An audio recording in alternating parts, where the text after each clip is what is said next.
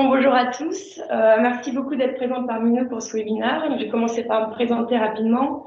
Marine Mauduit, je suis la responsable communication digitale chez BeWorkshop. Nous, ça fait maintenant 9 ans que nous existons et nous sommes très heureux de vous recevoir pour ce webinaire.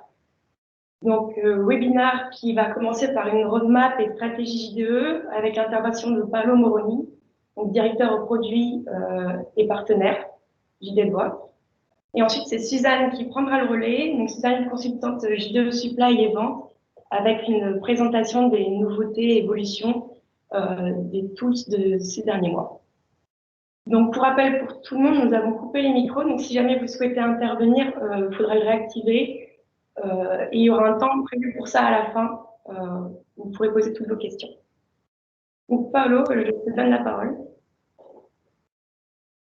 OK. Est-ce que vous m'entendez bien? Là, je vais voir comment pour lancer ma présentation. OK. Merci Marine, merci à BeWorkshop pour avoir organisé cette présentation, cette call. Je suis Paolo Moroni, je travaille pour l'équipe de développement JD Edwards. Je suis un Outbound Product Manager. Je m'occupe de travailler avec l'écosystème JD Edwards en Europe, les partenaires, le user group et le client, évidemment. J'espère que, Marine, je ne sais pas, est-ce qu'on comprend bien, ça va, les sons, c'est bien?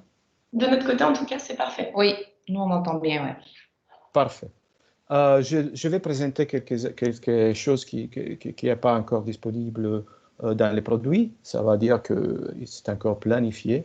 Et je dois vous présenter cette slide. Je pense que vous êtes assez familiarisé avec ça, si vous avez déjà assisté à une présentation Oracle, c'est toujours utilisé. Ça veut dire que je dois clairement spécifier les choses qui ne sont pas encore disponibles, qui sont encore planifiées, et dire que le planning peut changer parce que les priorités d'Oracle ou des clients peuvent changer. OK? Je commence avec la stratégie de développement JD Edwards. On a 3 piliers de cette stratégie. Ça fait déjà quelques temps qu'on suive cette stratégie, ces priorités, et on va continuer dans le futur. On travaille surtout sur la simplification, sur simplification de JD Edwards, de la gestion de l'environnement JD Edwards, soit on-premises et soit sur les cloud infrastructures de Oracle. Okay? Aussi, l'autre pilier, c'est la optimisation. Ça veut dire qu'on continue à travailler avec les clients, notamment les user groups, les special interest groups, pour ajouter de nouvelles fonctionnalités IRP dans les produits, soit à niveau horizontal, pour des procès horizontaux qui peuvent être utilisés par tous les clients, et aussi à niveau vertical ou spécifique pour certains modules ou certaines industries. Et puis, la troisième priorité, c'est la digital transformation. Les produits JD Edwards ont évolué beaucoup dans cet domaine. Et on a ajouté beaucoup d'outils qui permettent de transformer JD Edwards en une plateforme qui peut être utilisée par les clients pour adopter la digitalisation du procès de business, notamment on parle de process automation, de integration, simplification, personalization et extensibility du produit. Alors, simplification de la gestion du produit, de l'environnement JD Edwards, optimisation de l'ERP et digital transformation. Je vous parle aussi un peu de la roadmap. Oracle a annoncé récemment que pour la version 9.2, qui c'est la version Continuous Innovation de JD Edwards, ça va être supporté à niveau Premier Support, c'est le niveau plus haut des supports d'Oracle pour les applications. Et ça va être supporté jusqu'à 2031, au moins, at least 2031. Et ça veut dire 11 ans de premier support pour la version 9.2 au moins, at least. Pourquoi on appelle la 9.2 la Continuous Innovation? Parce qu'on continue 2-3 fois par an à libérer de nouvelles fonctionnalités, ce qu'on appelle les feature packs, ce sont les points noirs sur la flèche. 2-3 fois par an, on libère ça. Une fois par an, on a un update. L'update, c'est la dernière version avec tous les feature packs libérés jusqu'à la date de mise à disposition de la update. Okay? On a fait ça régulièrement dans le passé. On va continuer à faire ça dans le futur. Une autre chose, continuous innovation, ça veut dire aussi continuous adoption pour les clients. Ça veut dire avoir une stratégie d'adoption de nouvelles fonctionnalités. Chaque client est une décision de business de client. Okay? Ça veut dire qu'il y a des clients qui le font tous les fois qu'on libère une feature pack. Des autres clients, ils le font une fois par an. Des autres clients, ils le font moins souvent. Mais c'est important d'avoir une stratégie et c'est quelque chose qu'on conseille parce que sinon, si on attend trop de temps avant de mettre à jour le système, on se trouve dans la même situation dont on était avant, ça veut dire devoir faire de big updates et ce n'est pas ça l'objectif de client parce que ça va être cher et compliqué. On a parlé des feature packs. Cette année 2020, on a déjà libéré 2, en avril et en juin. Okay? En juin, on a libéré la dernière version du tool GD Edwards, c'est la 9.2.4.4. Okay? Cette version, il y a pas mal d'améliorations à niveau usabilité, à niveau de digitalisation de features. Et aussi, on a libéré plus de 60 fonctionnalités cette année à niveau application, à niveau apps. Okay?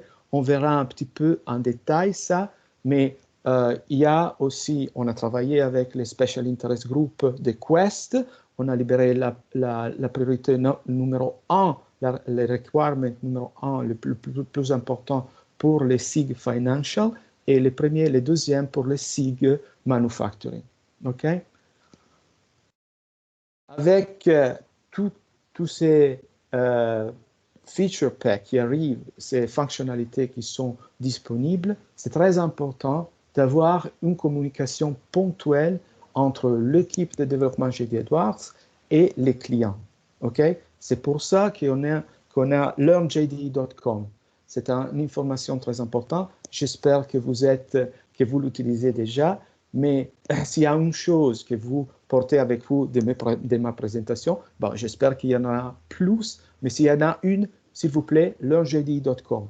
Là, dans cette page, il y a tous les fois qu'on libère une feature pack, on va publier une annonce avec tous les détails, avec les liens à la documentation, les liens à des vidéos, à des démos, à des présentations. Et c'est très important pour vous pour connaître aussi ce qui va arriver dans le futur parce qu'on publie aussi les choses dont on travaille. Une autre chose très importante qu'il y a sur LearnJD, c'est l'expérience des autres clients.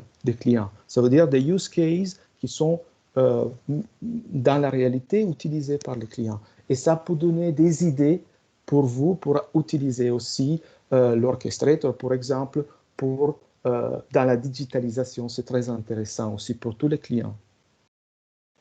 On a parlé, le premier pilier, c'était la simplification, okay, l'automation. C'est 3 choses surtout. C'est l'utiliser GD Edwards sur l'Oracle Cloud.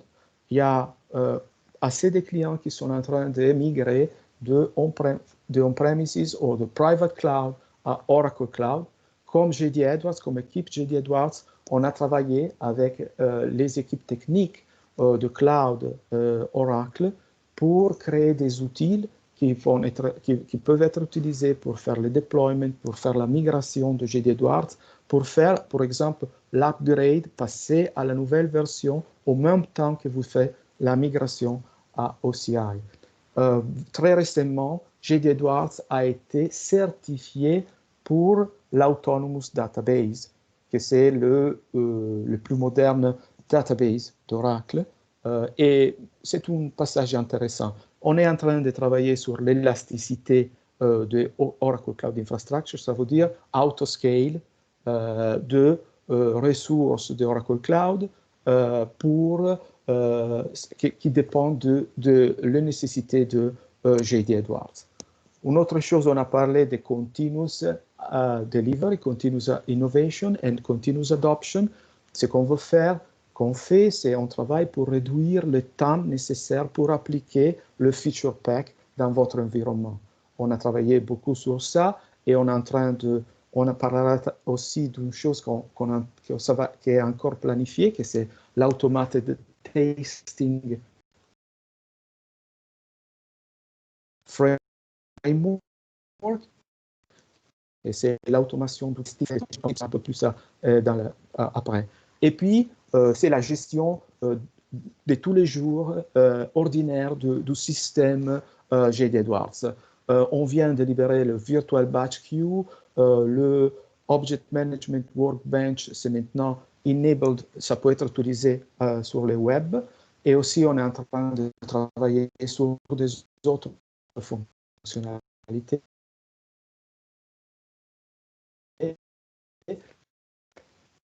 pour permettre aux clients de réduire les coûts de gestion. Et aussi, si vous êtes intéressé à connaître mieux ce que c'est l'Autonomous Database et comment on peut l'utiliser avec JD Edwards, il y a un autre white paper, peut-être pas maintenant, mais aussi pour le futur, pour le medium and long term. C'est quelque chose de très intéressant de savoir pour nos clients de JD Edwards. On a parlé de optimisation, ERP optimization. Je vous donne deux exemples de fonctionnalités qui ont été libérées récemment en avril. C'est l'audit des batchs de comptabilité générale, la possibilité de faire le tracking de tous les changements, la création et le changement de tous les batchs de comptabilité générale. C'est qui l'utilisateur qui a fait ça, quand il l'a fait et qu'est-ce qu'il a fait, hein, s'il y a eu un poste. Et c'est très important parce qu'il y a eu beaucoup de demandes de cette fonctionnalité. Et aussi, je rappelle, en France, il y a eu des clients qui demandaient ça. Et ça aide pour l'audit, pour la compliance. Ça, c'est un exemple de processus horizontal qui peut être utilisé par tous les clients. Un exemple de processus vertical, de fonctionnalité verticale, c'est le Project Status Inquiry. On avait avant le Job Status Inquiry, que c'est spécifique pour un job. C'est utilisé pour les clients qui gèrent les projets en JD Edwards. Il y a pas mal de clients qui font ça parce que c'est une industrie, c'est quelque chose que c'est très fort en JD Edwards. Et maintenant, on peut gérer plusieurs jobs et aussi, à niveau projet, avoir une visibilité de budget, des actuals and forecasts, des données financières. Aussi, on a ajouté la possibilité d'avoir une visualisation graphique de cette information qu'il n'y avait pas avant. Si vous voulez connaître plus, on a des vidéos qui font une présentation en niveau et en petit démo. Sont des vidéos qui normalement sont entre 5 et 10 minutes, sont disponibles sur YouTube. Vous trouvez les liens sur LearnJD. C'est assez facile de les chercher sur JD Edwards, sur LearnJD ou sur YouTube.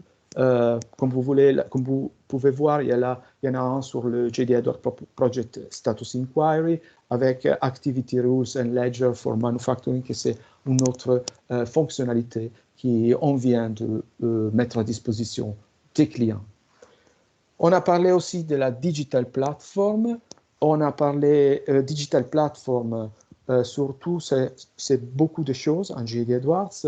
Vous avez les applications, vous avez les données, vous avez peut-être plusieurs années de données à disposition dans JD Edwards. Ce sont des informations qui sont très importantes pour vous, pour votre business. Ce qu'on a fait et qu'on continue à faire, c'est d'améliorer la possibilité des utilisateurs d'accéder, d'utiliser les applications et d'accéder aux données disponibles dans JD Edwards avec ce qu'on appelle le UX1 Framework. Ça veut dire qu'ils sont des User-Defined Objects. L'utilisateur n'a pas besoin de faire de développement, ok? Mais c'est quelque chose que il y a des tools qui sont paramétrables et peuvent être utilisés aussi par des utilisateurs smart. Okay? Suzanne va nous parler, montrer en démo, je pense, sur la form extension, sur la form personalization, qui sont disponibles dans les tools JD Edwards. Okay? Ça va être un peu plus pratique, un peu plus dans la réalité, ce qu'on peut faire, mais il y a beaucoup de choses intéressantes, notification, watch list, qui sont disponibles dans ces frameworks. Et puis, la partie de digitalisation, il y a un outil qui est très important, qui c'est l'Orchestrator. L'Orchestrator, c'est composé par l'Orchestrator, c'est l'engine, et puis il y a l'Orchestrator Studio qui permet aux business analysts de créer des orchestrations et faire beaucoup de choses. Une chose, c'est par exemple utiliser, intégrer des applications mobiles avec JD Edwards et les intégrer avec l'Orchestrator. On peut aussi utiliser des nouvelles technologies comme par exemple le Digital Assistant, les chatbots, peuvent être intégrés dans les procès et dialoguer entre les mobiles, le téléphone portable et JD Edwards avec l'Orchestrator. Un autre cas de figure qui est un autre scénario qui est très populaire, qui est très utilisé maintenant par notre client, c'est la Process Automation. Ça veut dire utiliser l'Orchestrator pour porter l'automatisation des procès dans JD Edwards. Et aussi, hors JD Edwards, pour pouvoir continuer des procès qui continuent aussi dans des autres produits, dans des autres logiciels, et puis des autres outils, et puis les informations rentrent en JD Edwards et on peut continuer les process en automation. Okay? Et aussi l'intégration et l'extensibilité. L'Orchestrator peut être utilisé, par exemple, pour colloquer avec de IoT devices, pour faire l'upload des informations qui sont envoyées par des IoT devices, peut être utilisé pour intégrer avec des solutions SaaS, par exemple, pour Oracle, le HCM Cloud, par exemple, le CX Cloud ou EPM Cloud. Il y a beaucoup de clients qui utilisent l'Orchestrator pour transférer des informations entre JD Edwards et cet outil cloud. Et aussi, vous pouvez l'utiliser pour des autres outils que vous avez dans l'entreprise. Avec le UX1 Framework, vous trouvez déjà dans JD Edwards les role-based landing pages, qui sont deux landing pages qu'on a créées, qui sont disponibles il y en a plus que 50 disponibles dans JD Edwards, déjà disponibles, et l'utilisateur, selon son rôle dans l'entreprise, aura une expérience différente, un accès différent aux informations. Vous voyez des watch lists, il y a des graphes, il y a partie graphique, et il y a des mises, et il y a aussi des applications qui sont déjà disponibles. Dans ça, qui sont les applications qui sont normalement plus utilisées par certains rôles dans l'entreprise. Et maintenant, il y a 5 rôles disponibles out of the box, un rôle qu'on peut modifier, qu'on peut ajouter facilement. L'autre chose, on a parlé d'intégration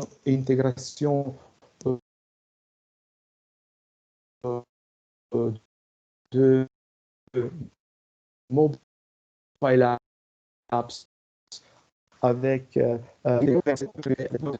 les intégrer avec l'orchestrator, avec JD Edwards. On peut aussi, comme je disais, intégrer dans la mobile app des chatbots, des virtual assistants, et ça permet à l'utilisateur de parler, de dialoguer avec JD Edwards sans connaître JD Edwards, avec le langage naturel, poser des questions, avoir des réponses, approuver un purchase order avec un oui ou un non. Ce sont des scénarios qui sont déjà utilisés par des clients. On a parlé de la création de mobile apps, des applications mobiles, ça veut dire le Visual Builder Cloud Service. On peut utiliser ça, mais si vous déjà utilisez des autres outils pour créer des applications, c'est bien, il n'y a pas de problème, et vous pouvez les créer avec les outils et les intégrer avec l'orchestrator. Si vous êtes intéressé de connaître mieux comment développer des applications avec VBCS, on a un Learning Path sur LearnJDA, c'est un training on demand gratuit que les clients peuvent utiliser pour apprendre comment créer l'application et comment la connecter, l'intégrer avec l'orchestrator. Je parlais de l'orchestrator, comme j'ai dit, il y a l'engine et puis il y a le Orchestrator Studio, que c'est l'outil qu'on utilise pour créer l'orchestration et pour gérer les différents procès dont je parlais. Dans la version de Tool 9.2.4, on a une nouvelle version de l'Orchestrator Studio, que c'est plus simple. Il y a la possibilité, il y a beaucoup plus graphique, c'est plus user-friendly. On peut créer déjà les différents steps de l'orchestration, les tester dans le Orchestrator Studio, changer l'ordre des steps facilement avec un drag and drop. Et surtout, à niveau technique, on a simplifié la gestion de l'Orchestrator Studio. Maintenant, on n'a plus besoin d'avoir un serveur EDF comme avant, mais on utilise aussi par le studio le même serveur IaaS qu'on utilise pour l'Orchestrator. Ça a simplifié assez la gestion et la mise en place de l'Orchestrator. J'ai parlé de la testing framework, automating testing framework pour JD Edwards. On est en train de travailler sur ça en utilisant l'Orchestrator pour automatiser les testing. C'est important parce que vous utilisez déjà un tool qui est à votre disposition en JD Edwards, que vous utilisez et connaissez pour faire des autres choses, et utiliser ça aussi pour les testing quand vous allez appliquer des nouvelles fonctionnalités, des feature packs. Vous pouvez faire ça. Vous pouvez aussi définir des valeurs que vous attendez d'avoir après un certain procès qui peut être automatisé. Vous pouvez tester et voir si les résultats sont corrects et vérifier aussi la différence entre les résultats que vous obtenez et les résultats espérés. Et il y a ça peut être aussi step by step. OK? J'ai parlé aussi de clients qui utilisent JD Edwards sur Oracle Cloud Infrastructure. Maintenant, il y a à peu près plus de 160 clients JD Edwards qui utilisent les produits sur Oracle Cloud Infrastructure. Et il y a des clients très grands comme Circle K, c'est un des plus grands clients JD Edwards en Europe, et il y a des clients plus petits, il y a des clients des nouveaux clients qui commencent à utiliser JD Edwards directement sur le cloud. Ils n'ont jamais utilisé les produits on-premise. C'est quelque chose, c'est une trend qu'on voit une croissance du trend entre le client JD Edwards. Je voulais vous informer aussi qu'en octobre, il y aura un focus, que c'est un événement que normalement c'est en présence à Denver avec tous les clients JD Edwards. C'est organisé par les Quest, le user group global de JD Edwards. Cette année, ça va être virtuel, mais ça donne online, ça donne la possibilité à des clients qui normalement n'ont pas la possibilité de voyager aux États-Unis pour participer à cet événement, donne la possibilité aux clients aussi en Europe de participer. Il y aura des sessions qui vont être enregistrées aussi, seront disponibles à des horaires plus pratiques pour nous, mais aussi les soirs, l'après-midi, il y aura des sessions qui on peut participer en direct. Vous trouvez plus d'infos sur la page web de Quest et aussi sur le LinkedIn, naturellement. Et c'est très intéressant. Et je termine avec une slide pour faire un petit récap de ce qui est le status de JD Edwards en ce moment. 75% des clients de la base installée JD Edwards utilisent la 9.2. Okay? Il y a eu, je pense que c'est énorme, il y a eu c'est la version qui a eu vraiment beaucoup de succès. On a libéré plus de 400 fonctionnalités de JD Edwards en 9.2. Okay?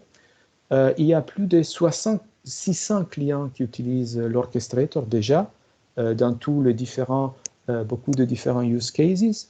Et comme je disais, on a plus de 50 role-based out-of-the-box landing page pour role-based pour être utilisé directement. Support, premier support JASK est au moins 2031. Et puis, une croissance très forte des clients qui utilisent JD Edwards sur le cloud de Oracle. Okay? Moi, j'espère que mon français de Rital, ce n'était pas trop compliqué pour vous pour attendre. J'espère que ce n'était pas un problème. Si vous avez des questions ou quelque chose que ce n'était pas clair, on peut en parler à la fin. Suzanne va m'aider pour répondre. Et j'ai terminé. Je te donne la parole, Suzanne, pour continuer avec la démo. Super, merci Paolo pour cette présentation. Alors, je me présente, Suzanne Koulak, consultante JDE sur la supply. Je suis chez B-Workshop depuis 2016 et aujourd'hui, je vais vous présenter quelques nouveautés par rapport à ce qu'on appelle les UDO. Paolo, je désactive ton micro si tu me le permets. Et donc voilà, je vais vous présenter quelques nouveautés par rapport aux UDO depuis un peu les nouveautés depuis les derniers mois. Donc depuis la 9, alors on a la 9.2.4, la version 9.2.4 qui est arrivée en novembre. Et en juin dernier, on a eu la dernière sortie de Tools, la 9.2.4.4. Donc je vais vous résumer un peu quelques nouveautés qui sont apparues depuis novembre. Et voilà, donc pour résumer, ce que je veux vous présenter aujourd'hui, c'est un peu quelques UDO, donc des nouveautés sur les pages composites, sur ce qu'on appelle les personal forms ou personnalisation écran, et sur les form extensions ou extensions écran. Et donc voilà. Donc évidemment, la grosse nouveauté par rapport dans les derniers mois, ça a été l'orchestrator. Mais étant donné qu'on a eu un webinaire dédié à cet orchestrator, à l'orchestrator, ben, je vais pas en parler aujourd'hui. Je vais plutôt présenter un peu ce qu'il y a en plus. Mais je vous invite à aller, si vous n'avez pas vu le webinaire, il est disponible sur notre chaîne YouTube. Donc, je vous présente, je vous partage mon écran et je voulais juste vous montrer notre chaîne YouTube. Et vous voyez ici, on a notre webinaire Orchestrator qui est disponible, que vous pouvez aller regarder, où il y a une petite démo, il y a des questions, et il est super intéressant. Donc, n'hésitez pas à aller le voir. Et donc voilà, donc moi je me lance directement. Alors ça sera vraiment en mode démo, hein, donc je vais directement présenter à l'écran. Est-ce que Marine, tu vois bien mon écran? Ok, ça marche. Donc je présume que tout le monde voit bien. Donc voilà, pour les pages composites. Alors, je voulais peut-être un peu demander, parce que de ce que je vois sur les personnes présentes, il y a une majorité vous êtes déjà en 9-2. Peut-être je voulais savoir si quelqu'un veut se porter volontaire pour me dire si, par exemple, vous utilisez les pages composites et un peu si vous avez des retours utilisateurs par rapport à ça, qu'est-ce qu'ils aiment bien, etc. Donc, je ne sais pas si quelqu'un veut se porter volontaire pour commenter. Sinon, je sais que il y a, je sais pas s'il il y a Vanessa ou Anne travaillent pour Ricard et bon, je les connais, donc je sais que il y a les pages composites chez eux et depuis un peu plus d'un an maintenant et peut-être, je sais pas si vous voulez dire un mot, est-ce que vous avez des retours utilisateurs sur les pages composites? Bonjour Suzanne, c'est Vanessa. Donc, Vanessa Vidal, Pernod Ricard France. Je suis connectée avec Frédéric Robin. Oui, on a installé la 9 nœuds depuis l'année dernière. Depuis avril 2019, on est live. C'est à cette occasion qu'on a mis en place les pages composites. Les retours sont très positifs, à la fois des équipes IT, mais aussi des équipes métiers. Voilà, ça offre aujourd'hui de la souplesse, hein, ça rejoint le discours de Paolo sur la souplesse en termes d'utilisation, à la fois pour les équipes IT et puis les équipes métiers, sans passer par du développement spécifique ou autre. Super, merci. Merci pour ces retours. Je ne sais pas si quelqu'un d'autre peut-être voulait partager. Ok, bon, je vais passer, on va passer dans le vif du sujet. Donc oui, exactement. Donc pour rebondir un peu sur ce que Paolo a dit, c'est vraiment les UDO hein, au sens large, les UX1 UDO. C'est vraiment un outil qui a été un peu révolutionnaire, on peut dire, dans le monde JDE parce que c'est plein d'outils qui permettent de modifier, personnaliser les écrans, la navigation générale dans JDE avec aucun développement. Donc, c'est vraiment simple d'utilisation, c'est moins lourd à gérer informatiquement et ça fait que ça rend l'interface utilisateur plus agréable, plus fluide. Donc, voilà. Donc, oui, par rapport les pages composites, moi, personnellement, ce que j'aime bien, c'est justement que si on compare, donc je ne sais pas si ceux, par exemple, qui sont en 9.1 utilisaient les E1 Page classiques, mais par rapport à déjà les pages composites en tant que telles, ça a changé par rapport au mode de construction. C'est un peu plus user-friendly, si je peux me permettre l'expression. Et visuellement, c'est un peu plus agréable et tout ça. Et voilà. Mais quand les pages composites ont commencé, en fait, il y avait certains défauts encore. Donc, c'était un peu, malgré que c'était plus simple à construire qu'une E1 Page classique, il y avait quelques difficultés. Par exemple, typiquement ici, on a un exemple de composite construite de toutes pièces où on a en mode un peu diagramme de flux et où, par exemple, chaque boîte correspond à un point de menu, à une tâche. Et par exemple, moi, je mets ma tâche ici, mais je me suis trompée, c'est pas là que je voulais mettre, je voulais la mettre là. Et donc, quand ça a commencé, il fallait supprimer, refaire, etc. Donc, c'était un peu compliqué. Mais aujourd'hui, ça a beaucoup évolué. avec les différentes versions de Tools. Et ce que ça permet notamment, c'est maintenant, on peut bouger facilement comme ça les boîtes. Ce qui n'était pas, ça peut paraître un peu bizarre sur le coup, mais au début, on pouvait pas le faire. Et là, on peut le faire. Donc, c'est beaucoup plus fluide dans la construction. Et voilà. Donc, à ce niveau-là, c'est hyper intéressant. Et donc, ça, pour ceux qui utilisent les composites, ça, c'est quelque chose qui connaissent bien et qui, voilà. Et la nouveauté par rapport dans les dernières versions de Tools, on a maintenant un petit menu ici où on répertorie toutes les pages qui sont accessibles à l'utilisateur, donc soit par son rôle, par son utilisateur.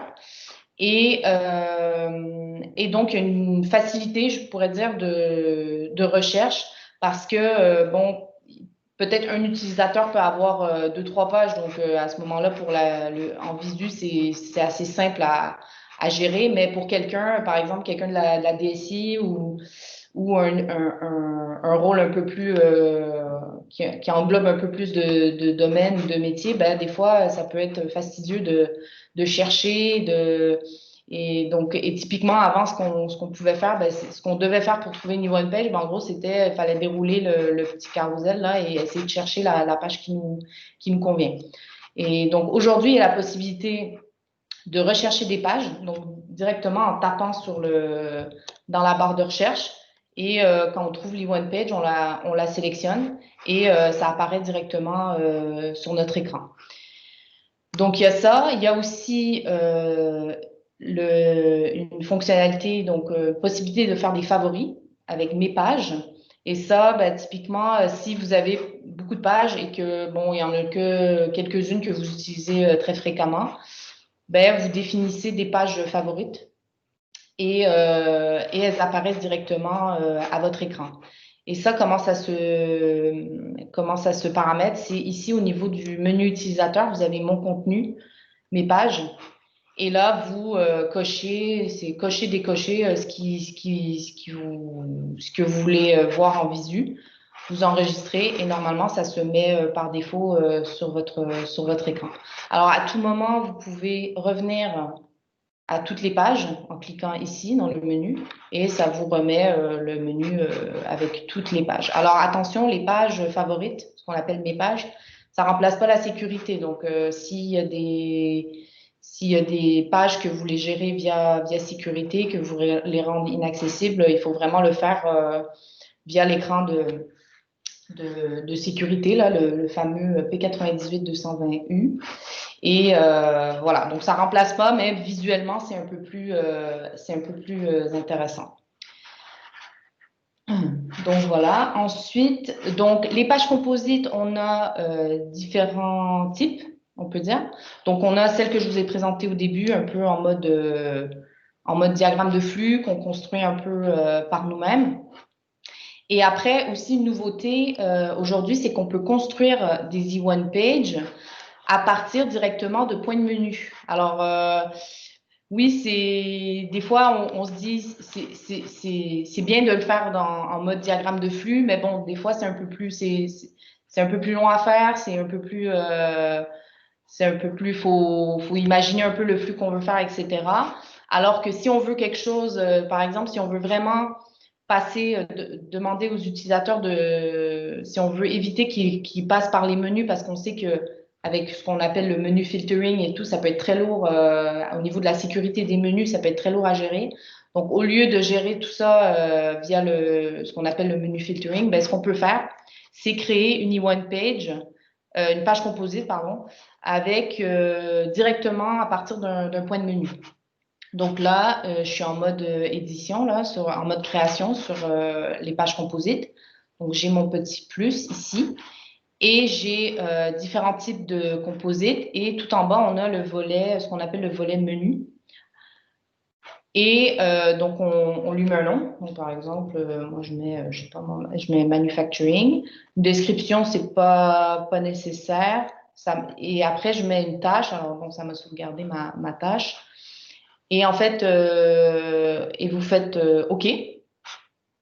Et en gros, ça vous a créé déjà l'e-one page, la page composite, elle est faite. Et avec tous les points de menu correspondant au dossier que j'ai indiqué dans le paramètre. Donc, voilà. Et vous avez tout simplement ensuite vous sauvegarder. Donc, vous lui donnez un petit nom. OK. Donc, voilà, c'est vraiment une façon assez rapide de créer des e-one page. Et comme je vous disais, ça permet de rediriger les utilisateurs des menus ici vers des e-one page. Et vous voyez, vous avez le dossier un peu correspondant et après, vous avez tous les débranchements. C'est un peu moins visuellement, si on compare, par exemple, moi j'avais fait je me suis amusée là, j'ai fait une petite page avec des images et tout ça. Donc c'est sûr que visuellement c'est un peu moins intéressant, mais c'est efficace, on peut dire, et ça fait finalement ça fait le travail, on peut dire. Donc voilà, donc plusieurs sortes de pages composites, comme je disais. Et pour info, je ne sais pas si peut-être vous étiez au courant ou pas, mais ce qui est bien, c'est que maintenant, ce qu'on appelle la messagerie dans JD Edwards, donc ou le Work Center, on peut le mettre directement en composite. Donc, ça permet d'avoir directement accès à la messagerie à l'écran. Et on a un indicateur qui nous dit les messages qui n'ont pas été consultés. Et bon, typiquement pour des SI ou quoi, c'est intéressant quand on a ou du support, quand on a des problèmes des incidents de batch ou quoi, pour aller lire les messages. Mais aussi pour les utilisateurs, si par exemple vous gérez l'approbation des commandes d'achat, ben, vous avez directement les messages d'approbation. Donc par exemple, si vous avez c'est une commande, elle est approuvée, vous allez avoir une notification si vous avez besoin d'approuver. Et ce qui est intéressant, c'est que vous avez directement un débranchement vers l'écran d'approbation, si vous devez, par exemple, approuver une commande. Donc, à ce niveau-là, c'est assez intéressant. Bon, en fait, j'ai changé de navigateur juste avant la 13, mais j'aurais peut-être pas dû. Là, je suis en Edge. Normalement, je suis en Explorer. Toujours quand c'est la démo que ça ne marche pas, mais en tout cas. Mais en tout cas, il y a un débranchement qui amène vers l'écran. Et voilà, donc à ce niveau-là, je trouvais ça peut-être intéressant de vous le partager. Donc voilà, ça c'était un peu ce que je voulais vous partager par rapport aux pages composites. Donc si vous avez des questions, peut-être vous les notez et les gardez à la fin, comme ça, pour avoir une discussion, ce sera un peu plus convivial, on peut dire. Ensuite, qu'est-ce que je peux vous dire d'autre par rapport à d'autres UDO? Alors, il y a aussi ce qu'on appelle les personal forms ou les personnalisations écran. Alors ça, c'est directement des UDO qui se gèrent dans les écrans. Et donc, pour ceux qui ne connaissent pas, les personnalisations écran, ça permet de renommer. Donc, vous avez l'icône ici pour passer en mode création. Donc, pour cette UDO-là, vous avez la possibilité de masquer, renommer des champs. Donc, voilà, donc typiquement, peut-être je vais aller en mode création, c'est un peu plus intéressant, il y a un peu plus de champs.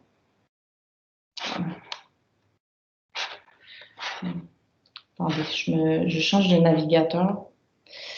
Parce que... Bon, juste un instant, désolé.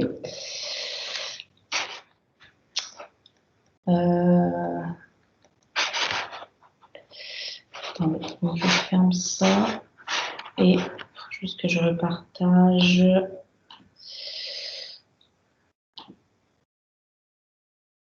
Internet Explorer. OK. Donc, je disais, réalisation écran. Donc, moi, je voulais aller en mode création. Voilà.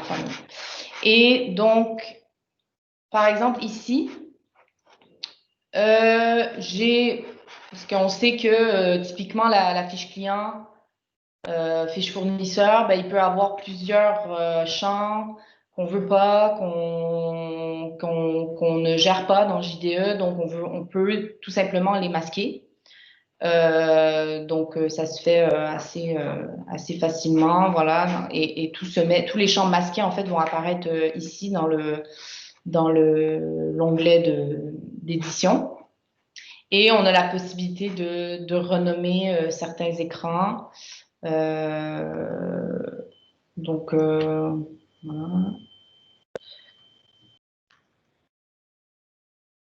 Voilà, par exemple, hein, voilà. Et ouais, donc voilà. Et ce qu'on peut faire aussi, c'est bouger certaines valeurs d'un onglet à un autre si on veut faire. Donc par exemple, l'onglet données EDI, ben, dans celui-là, on a typiquement le mode d'envoi qu'on veut utiliser seulement.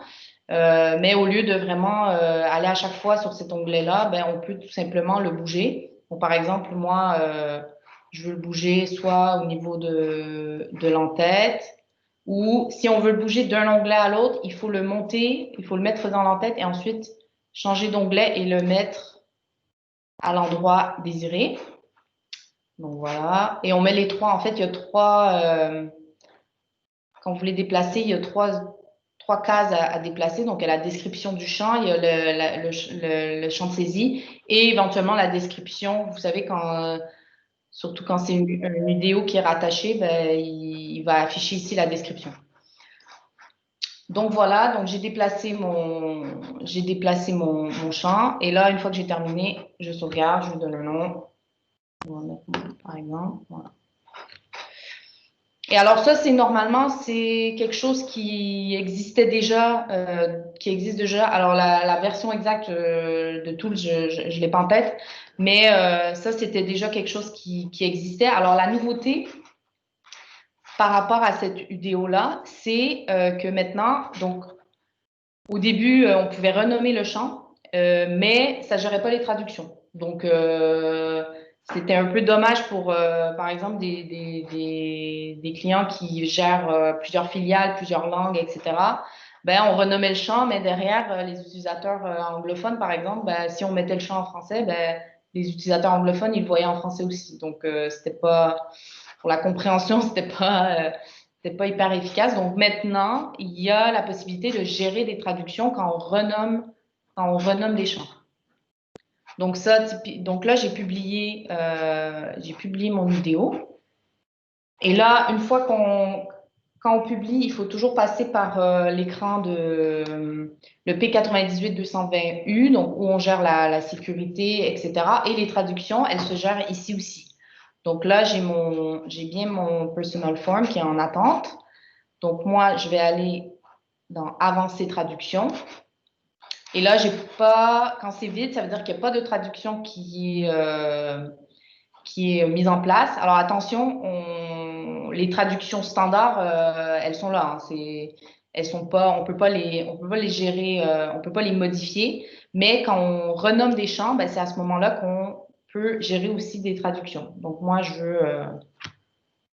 veux une langue, je veux anglais. Bon, description, on peut mettre à peu près ce qu'on veut. J'ai une ligne qui se crée. Et là, on va au débranchement traduction contenu. Et là, vous voyez, en fait, il va afficher que les champs que moi, j'ai modifiés dans le cadre de mon personal form. Donc là, je vais mettre invoicing address. Voilà. Je valide. Et donc là, j'ai ma traduction qui est bien ajoutée. Et après, il nous reste qu'à approuver et éventuellement après ajouter les sécurités, donc les rôles qui sont bien,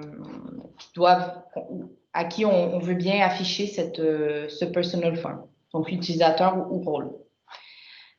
Et donc, moi par exemple, je mets le sysadmin. Donc, je le mets en vert pour bien dire qu'on veut l'afficher et voilà, je sauvegarde. Donc, voilà. Par contre, ce qui était un peu dommage quand ces personal forms-là ont été mis en place, en fait, les retours qu'on avait surtout des clients qui l'utilisaient, c'était il faut que je ferme et que je revienne. Pardon, je referme.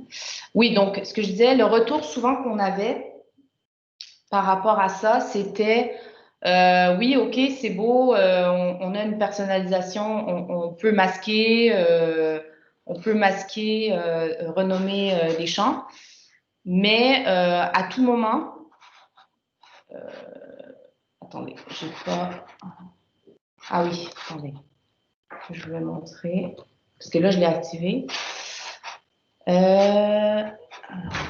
Ah oui, c'est ça. Donc, par exemple, là, je suis sur l'adresse book. Et là, typiquement, bon, il y a Anthony qui a ajouté un personal form. Et voilà. Et le retour qu'on avait, c'était oui, moi, j'ai masqué des champs et tout, mais à tout moment, l'utilisateur peut revenir au mode standard. Et donc là, avec tous les champs qui vont bien et les descriptions reviennent au standard, etc. Donc, c'est vrai qu'à ce niveau-là, c'était pas finalement, si on avait un utilisateur à minima un peu rusé, on va dire, un peu curieux, ben, il pouvait à tout moment revenir au mode standard. Aujourd'hui, avec les nouveaux tools, ça a évolué ça, et on peut maintenant enlever cette possibilité-là. Donc, c'est-à-dire, donc là, je l'ai fait sur la fiche client, c'est que on a une personnalisation écran. J'ai perdu mon truc. Pardon. On a une personnalisation et on peut mettre une sécurité et faire en sorte que l'utilisateur n'a pas accès, peut-être je l'ai désactivé, n'a pas accès n'a pas moyen de revenir au mode standard. On peut sécuriser ça maintenant. Et comment ça se fait? C'est au niveau toujours du P98-220U. Il y a un débranchement qui s'appelle sécurité affichage. Et en fait, donc,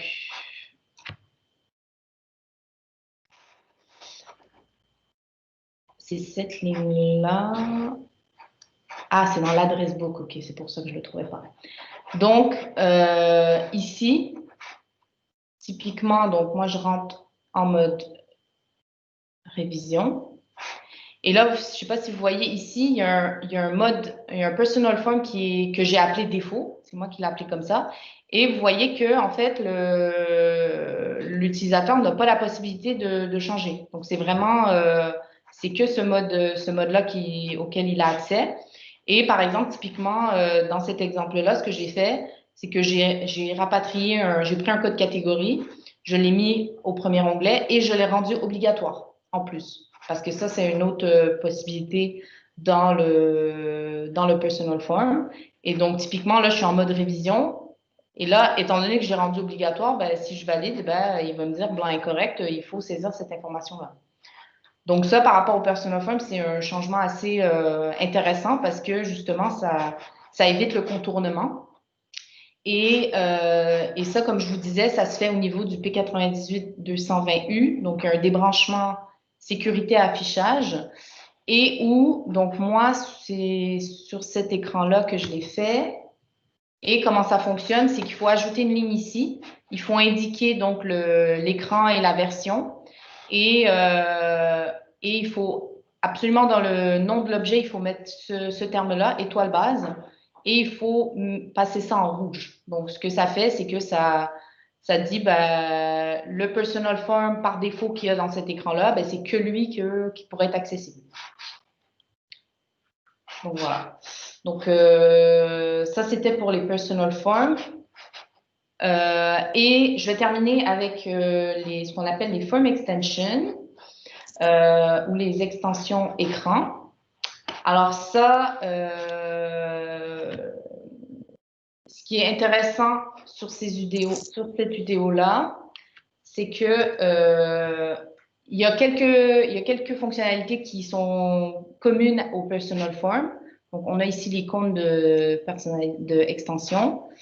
Donc, pareil, sur ça, on peut aussi masquer des champs et les renommer de mémoire. Ah oui, il faut que... Oui, c'est ça. Donc, on peut les masquer et les renommer. Mais attention, l'extension, le Form Extension, lui, il est à l'écran. Il n'est pas à la version, en fait. Alors que les Personal Form, eux, c'est à la version. Donc, ça permet, si vraiment vous avez des champs en particulier que vous n'utilisez jamais et que vous ne voulez pas que ce soit distingué à la version, ben, vous pouvez carrément utiliser les Extension Form pour les masquer. Et donc, et par rapport à ça, ce qui est intéressant dans les Extension Forms, c'est que donc d'une part, on peut soit masquer, renommer, on peut ajouter des champs à condition qu'ils font partie de la vue. Donc, de la vue de cet écran-là, on peut ajouter des champs qui normalement ne font pas partie de cet écran-là. Donc, ça, c'est vraiment c'est hyper intéressant. Donc, typiquement, je sais que souvent, on va utiliser, par exemple, tous les champs User Reserved pour mettre des informations complémentaires, date, montant, etc. Donc là, il y a la possibilité carrément de les ajouter et de les mettre à jour aussi. Donc, ça, c'est très intéressant. Et donc, on peut le faire soit au niveau de l'entête, soit au niveau des lignes. Donc, il y a les différentes options ici. Voilà. Et ce qui est intéressant aussi, c'est qu'au niveau des champs de l'entête, ce qu'on peut faire aussi, c'est typiquement, moi, je vais ajouter un champ qui ne fait pas partie normalement de l'écran. Et vous avez une option ici, propriété. Attendez, je vais essayer de trouver.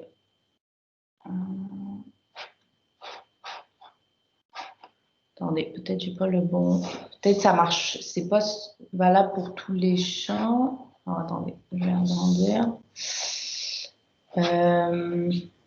Ah non, je suis dans le mode grid, c'est pour ça. Donc, au niveau de l'entête,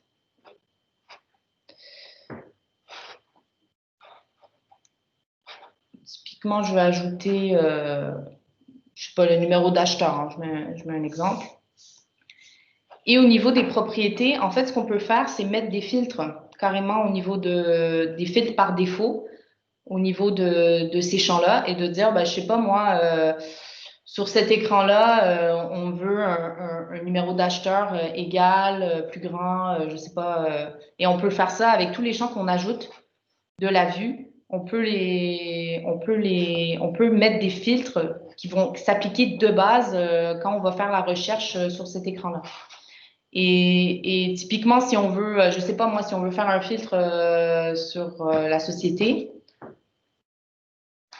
par exemple, alors je pense que c'est que les champs qui sont accessibles ici, ou la date, ou peu importe, ben en fait, on peut se dire, OK, je fais un filtre, mais par exemple, je veux pas l'afficher. Je veux je veux pas qu'il fasse partie de l'écran, mais il y aura un filtre quand même appliqué par défaut. Et aussi, ce qui est intéressant ici, c'est que ça c'est pour l'orchestrateur aussi surtout, c'est qu'on peut ajouter des champs et au niveau de l'orchestrateur, donc on ne l'affichera pas directement à l'écran, mais il sera disponible si on veut paramétrer une orchestration, ben, il sera disponible dans les champs à sélectionner. Donc, c'est pour ça que c'est écrit AIS uniquement. C'est que ça ne sera pas directement visible à l'écran, mais il pourra être utilisé dans le cadre d'une orchestration. Donc, voilà. Juste voir si j'ai rien oublié. Ah, et une nouveauté, je vais terminer là-dessus. Une dernière nouveauté par rapport au Form Extension, c'est qu'on peut maintenant ajouter des débranchements, que ce soit ligne ou écran. Donc ça, c'est super intéressant aussi. sans développement, sans rien, on peut ajouter des débranchements et on peut mettre des débranchements de n'importe quel écran. Je sais pas moi, je vais mettre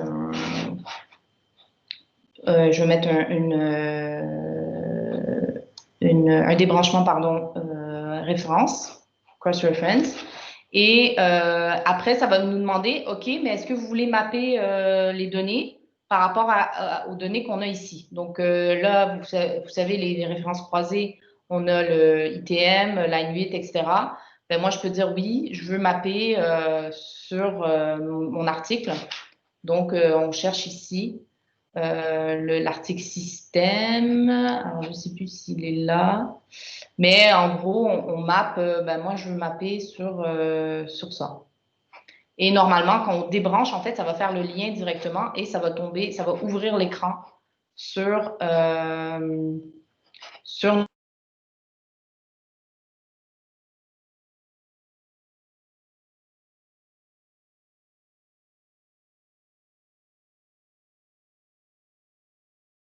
En tout cas, c'était juste pour dire qu'il y a vraiment, ça évolue très, très rapidement. Il y a plein de nouveautés.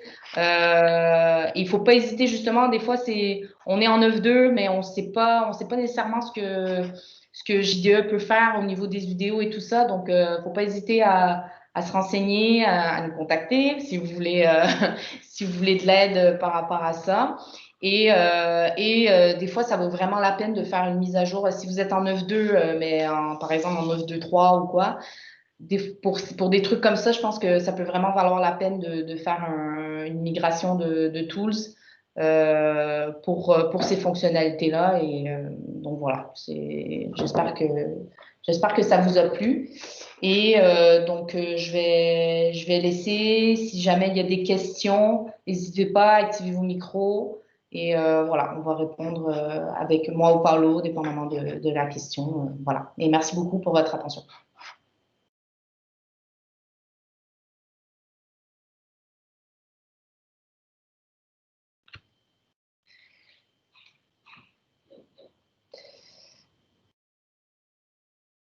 S'il y a des questions, pas de questions, bon, ça veut dire que c'était clair, j'imagine.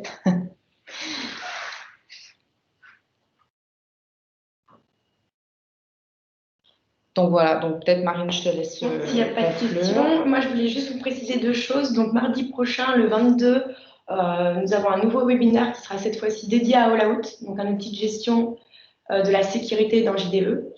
Je voulais également vous prévenir que j'allais vous envoyer par mail le replay de ce webinaire si vous souhaitez le regarder ou le partager. Merci en tout cas beaucoup. Merci.